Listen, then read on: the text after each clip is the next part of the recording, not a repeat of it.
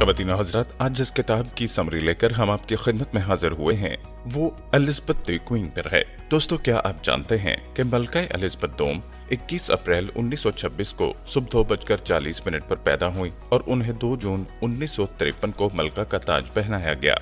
वो बरतानिया में वाहिद शख्स थी जिसे लाइसेंस के बगैर गाड़ी चलाने की इजाजत थी। क्या आप जानते हैं कि मलका एलिज़ाबेथ सिर्फ 6 साल की उम्र में घर की मालिक बन गयीं। बरतानिया पिछली कई दहाइयों में बहुत बदल गया है।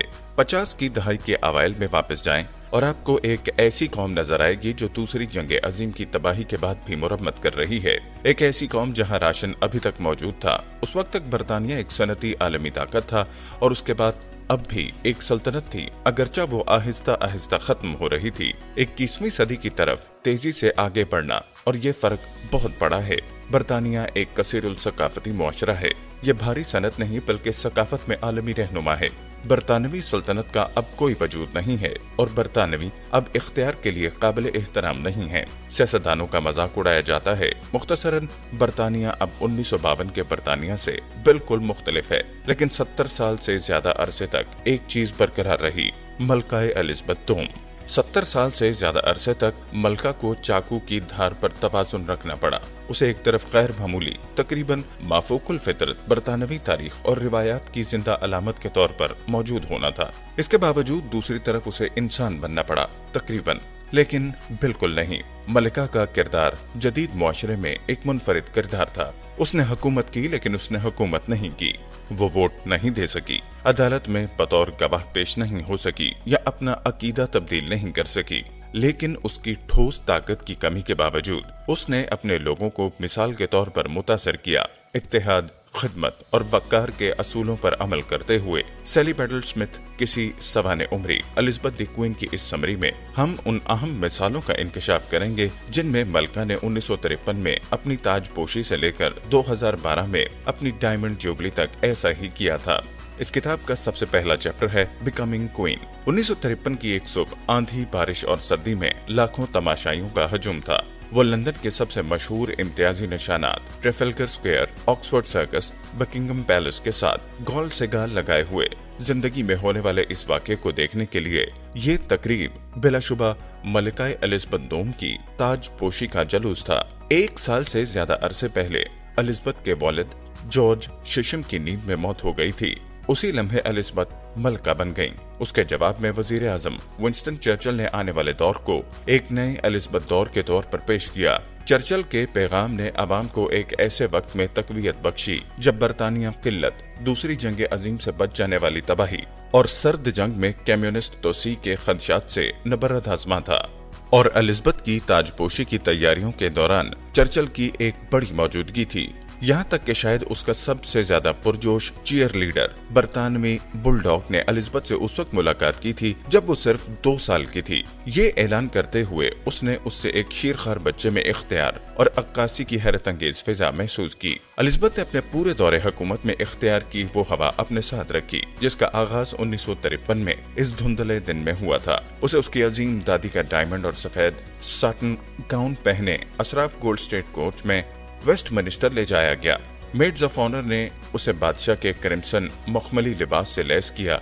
उसकी 18 फुट लंबी ट्रेन को अरमीन और सोने के फीते से तराशा। जब वो उसे अपने पीछे ले जाने के लिए उठाने लगी, एलिज़ाबेथ ने उसके कंधे पर नजर डाली और पूछा, तैयार हो लड़कियों? फिर उसे एबी में ले जाया गया जहां वो करीब पहुंची और फिर किंग एडवर्ड की कुर्सी के पास खड़ी हो गई जिस पर वो ताज पहनने के लिए बैठी थी। आर्च बिशप ने तौसीक का आगाज किया जिसने उसे 7500 मौजूद मेहमानों के सामने पेश किया। उसके बाद उसने ताजपोशी का हल्फ उठाया जिसमें उसने बरतानिया और इसके तमाम इलाकों और दायरों के कवानीन का एहतराम करने का अहद किया। Chapter 2 the queen's prime minister. मलका के किरदार की नौयत बैक वक्त तब्दीली और मुस्तकिल मिजाजी की है। इससे कता नजर के पार्लियामेंट की क़यादत कौन करता है वो तख्त पर भरा जमान है। इस तरह उसे तमाम वज़राए आज़म के साथ ताल्लुकात इस्तवार करने पड़े जो उसके दौरे इक़्तिदार के आगाज के बाद से ओहदा संभाल चुके हैं। उनमें पहला और सबसे अहम यकीनन विंस्टन चर्चिल था। एलिज़ाबेथ की ताजपोशी के बाद चर्चिल के साथ उसका पहले से ही करीबी रिश्ता और भी करीब तर हो गया। उन्होंने दूसरी जंग अजीम के दौरान अपने मुश्तरका तजर्बात से मुंसलिक किया और दोनों को घोड़ों की अफजाइश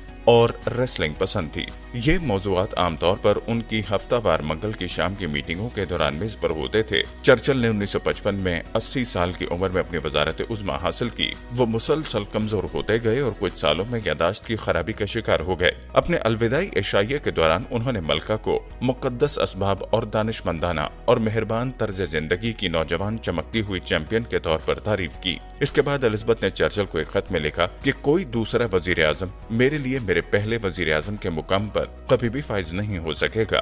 चर्चिल के बाद और उन समेत एलिज़ाबेथ के वज़राए आजम एंथनी एडन, हेरोल्ड मैकमिलन और एलेक डगलस होम लेबर कदामत पसंदों का एक सिलसिला था। बरतानिया की बाएं बाजू की जमात 1964 में हेराल्ड को प्रीमियरशिप नहीं जीत सकी। मलका वजीर आजम के सियासी झुकाव को नजरअंदाज करने की पाबंद है। ताहम विल्सन के अपने पेशरों के ख्याल से हट जाने ने मजीद कुछ मज़ाहिया लम्हात पैदा किए। विल्सन की जानिब से मजदूर यूनियनों के लिए सोशल कॉन्ट्रैक्ट के नाम से एक पॉलिसी नाफिज करने के बाद मलिका के एक आदमी ने मशवरा दिया, ये इसके नौजवान घोड़ों में से एक के लिए अच्छा नाम होगा। उसने जवाब में गुस्से की नजर से उसे देखा था।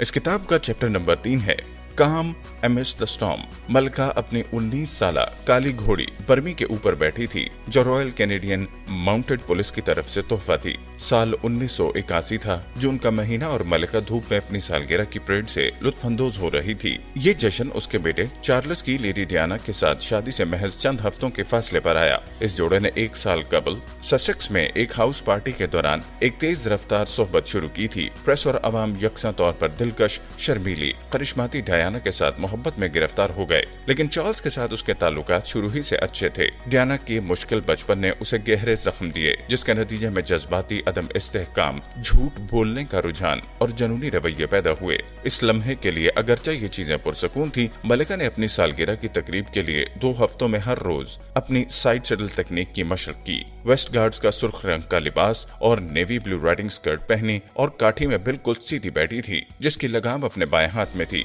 चार्ल्स और फिलिप घरेलू कैवलरी के अरकान के साथ उसके पीछे सवार हुए, लेकिन 11 बजे से ठीक पहले जैसे ही मलिका परेड ग्राउंड की तरफ दाएं मुड़ी, नाकाबिले तसव्वुर हुआ। हजूम के अंदर से 6 गोलियों की आवाजें आईं। घोड़ा चौंक कर आगे बढ़ गया, लेकिन मलिका मजबूती से अपनी जगह पर कायम रही। उसने सुकून से और फितरी तौर पर दोनों लगाम खींचकर बर्मी को पुरसुकून किया, क्योंकि गार्ड्स और हजूम के अरकान गनमैन से निपट रहे थे। शॉट्स खुशकिस्मती से खाली थे। ये पहला मौका नहीं होगा जब मलिका को किसी अहम वाक़े के दौरान चौंकते हुए घोड़े को पुरसुकून करने की जरूरत हुई होगी। तकरीबन 1 साल बाद जून 1982 में रोनाल्ड और नैन्सी रेगन मलिका और प्रिंस फिलिप से जाती मेहमानों के तौर पर मिलने आए। विंस्टर कैसल में रात गुजारने वाला पहला अमेरिकी सदर जोड़ा था। इस सफर की खास बात घोड़े की पीठ पर सवारी थी, जिसे सदर रेगन और मलिका एक साथ ले जाने वाले थे, जो अमेरिकी रहनुमा के लिए तस्वीर के बेहतरीन मौके के तौर पर काम करेगी। सुबह 9:30 बजे मलिका और सदर ने अपने घोड़ों पर सवारी की और दोबारा बर्मी पर वो 8 साला घोड़े पर सवार हुए। दोनों ने हेलमेट को तर्क करने का फैसला किया। ये जोड़ा 1 घंटे तक सवार रहा, खेतों में किसानों को सलाम करता और तमाशाइयों को हाथ हिलाता। एक मौके पर रेगन इतना लहरा रहा था कि उसने घोड़े को सीधा पानी की तरफ बढ़ना शुरू कर दिया। उसने मलिका को अपनी लगाम पकड़ने और खुद घोड़े की रहनुमाई करने पर आमादा किया। रेगन के अल्फाज में, वो इस जानवर की इंचार्ज थी। हादसे के बावजूद वो दिन एक अहम लम्हा था जो बरतानवी शाही खानदान और रेगन्स के दरमियान तेरपा गहरी और हकीकी दोस्ती बन गया। इस किताब का चैप्टर नंबर 4 में मलिका खलीजी जंग के दौरान 1991 को मंगल में वाशिंगटन पहुंची। उसने 18 मसरूफियात में शिरकत के लिए वाशिंगटन में 3 दिन गुजारे। फिर लंदन वापस जाने से पहले फ्लोरिडा और टेक्सास के 6 शहरों का दौरा किया। मसरूफ शेड्यूल के बावजूद मलिका इस वक्त को अमन के तौर पर याद रखेगी, उसके मुकाबले में जो वो जल्द ही वापस पर निपटेगी। उस वक्त तक प्रिंस चार्ल्स और शहजादी डियाना अपनी शादी की 10वीं सालगिरह के करीब पहुंच चुके थे और उनकी शादी में पहले से मौजूद टूट फूट मजीद खराब हो चुकी थी। चार्ल्स ने अपनी साबिका गर्लफ्रेंड कमिला के साथ अपने ताल्लुकात को फिर से रोशन किया था, जबकि डियाना ने अपने साबिक सवारी इंस्ट्रक्टर जेम्स हेवर्ट के साथ ऐसा ही किया था। टैबलॉइड्स पहले ही जल चुके थे, लेकिन ड्रामा भड़क उठने के लिए तैयार था।